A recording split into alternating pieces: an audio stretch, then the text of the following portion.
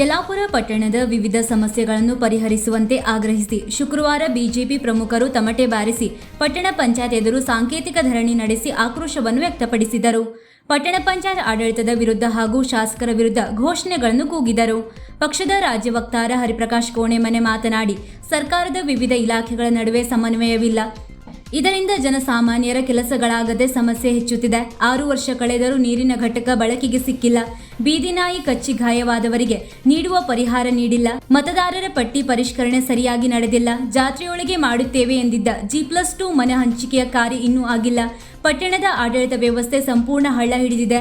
ಈ ಎಲ್ಲಾ ಸಮಸ್ಯೆಗಳನ್ನು ಗಂಭೀರವಾಗಿ ಪರಿಗಣಿಸಿ ಪರಿಹರಿಸದಿದ್ದರೆ ದೊಡ್ಡ ಪ್ರಮಾಣದಲ್ಲಿ ಹೋರಾಟ ಅನಿವಾರ್ಯ ಎಂದು ಎಚ್ಚರಿಸಿದರು. ಪಟ್ಟಣದ ಶಾರದಾ ಗಲ್ಲಿಯಲ್ಲಿ ಕುಡಿಯುವ ನೀರಿನ ಘಟಕ ನಿರ್ಮಾಣ ಆಗಿ 4-5 ವರ್ಷಗಳೇ ಕಳೆದರೂ ಕಾರ್ಯಾರಂಭಗೊಂಡಿಲ್ಲ. ಇದರಿಂದ ಸ್ಥಳೀಯವಾಗಿ ನೀರಿನ ಸಮಸ್ಯೆ ಉಂಟಾಗುತ್ತಿದೆ ಎಂದು ಬಿಜೆಪಿ ಮಂಡಲಾಧ್ಯಕ್ಷ ಪ್ರಸಾದ್ ಹೆಗಡೆ ದೂರಿದರು.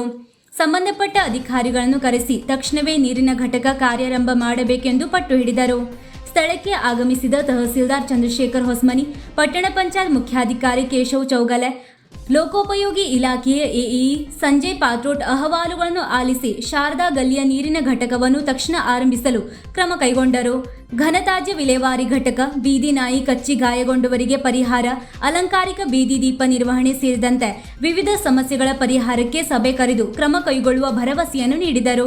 ಈ ವೇಳೆ ಪಕ್ಷದ ಪ್ರಮುಖರಾದ ಸೋಮೇಶ್ವರ್ ನಾಯ್ಕ್, ಶ್ಯಾಮಿಲಿ ಪಾಟಣ್ಕರ್, ಪ್ರದೀಪ್ ಯಲ್ಲಾಪುರ್ಕರ್, ನಾಗೇಶ್ ಯಲ್ಲಾಪುರ್ಕರ್, ರಜತ್ ಬದ್ದಿ, ವಿನೋದ್ ತಳೇಕರ್, ಮಹೇಶ್ ನಾಯ್ಕ್, ರಾಮು ನಾಯ್ಕ್, ಸುನೀತಾ ವೆರಣೇಕರ್, ರಜನಿ ಚಂದ್ರಶೇಖರ್ ಸೇರಿದಂತೆ ಇತರರು ಉಪಸ್ಥಿತರಿದ್ದರು.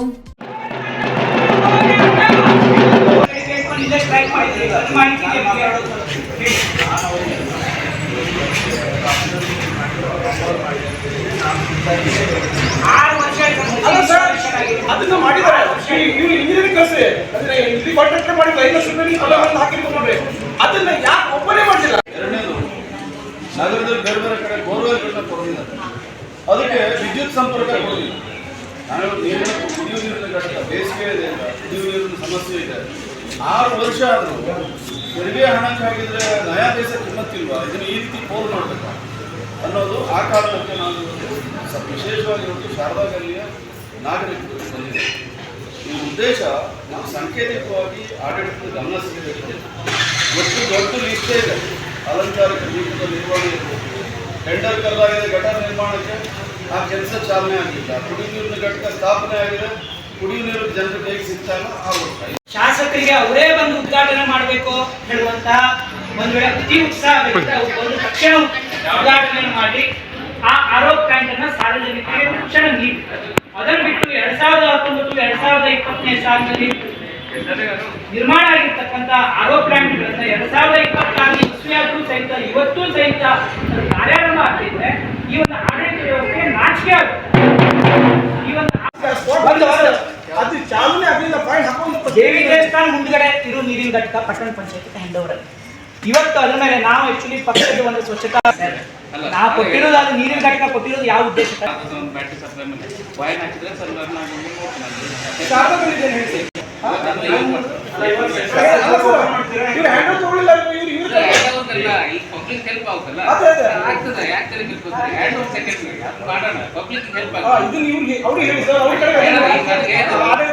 ವೀಕ್ಷಕ ಮಹಾಪ್ರಭುಗಳೇ, ನಮ್ಮ ಚಾನಲ್ ಅನ್ನು ಸಬ್ಸ್ಕ್ರೈಬ್ ಮಾಡಿ, ಶೇರ್ ಮಾಡಿ, ಪ್ರೋತ್ಸಾಹಿಸಿ.